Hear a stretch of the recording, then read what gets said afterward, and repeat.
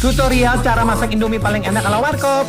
Nah, jadi selagi nungguin mie-nya matang, kita siapin satu kuali lagi dan taruhin telur orak-arik dan juga bumbu-bumbunya nih guys. Lalu kita aduk-aduk biar bumbu, saus, kecap, dan telurnya ini merata.